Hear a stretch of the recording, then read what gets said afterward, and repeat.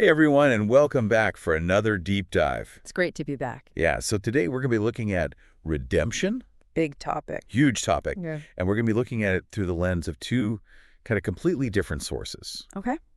So we have this really, really powerful story about a mother's sacrifice during a wildfire. Oh, wow.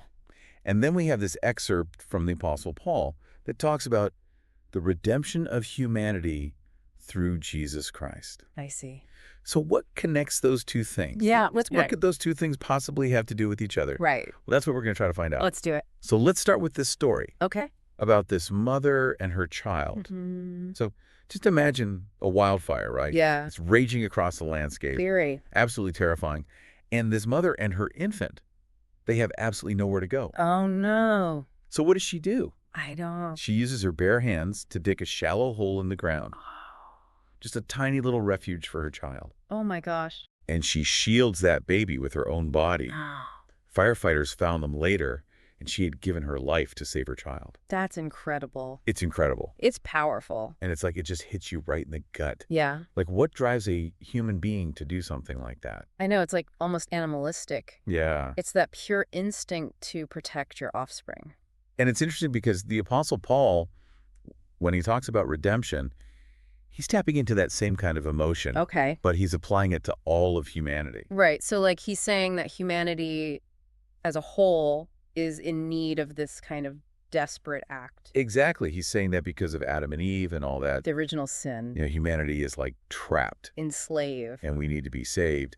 And he uses this metaphor of a ransom. A price that has to be paid. Yeah. And he's saying the price is the sacrifice of Jesus Christ. And this is where it gets interesting because the imagery that Paul uses is so vivid. It's so powerful. He's talking about Jesus leaving his glory in heaven to come down to earth and suffer. And die on the cross. Right. And it's like his blood is what buys our freedom. What do you think about that? It's powerful.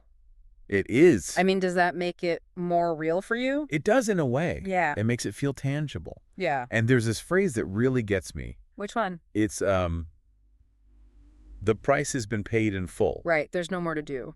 It's done. Yeah. And that brings us back to the mother in the wildfire. Yes, because her sacrifice was also final. Complete. There was nothing else she could do. Yeah. She gave everything. And that ensured her child's survival. And Paul is saying that Jesus' sacrifice ensures the possibility of salvation for everyone. It's for everyone who believes. Right. And that moment when Jesus says, "It is finished," from the cross.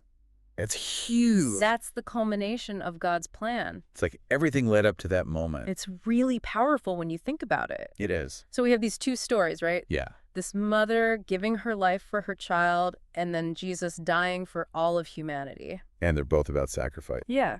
And how it can redeem. And it makes you think, right? It does. Like, how do we see this in our own lives? Right.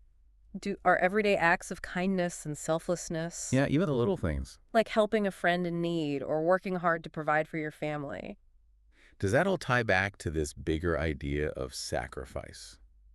It's interesting to consider. It really is. So I think that's something worth thinking about Absolutely. as we continue to explore these big questions about what it means to be human. And that's what these deep dives are all about. Exactly. I think we've given everyone a lot to chew on today. I think so too. So until next time, keep asking those big questions. And keep diving deep. See ya. Bye.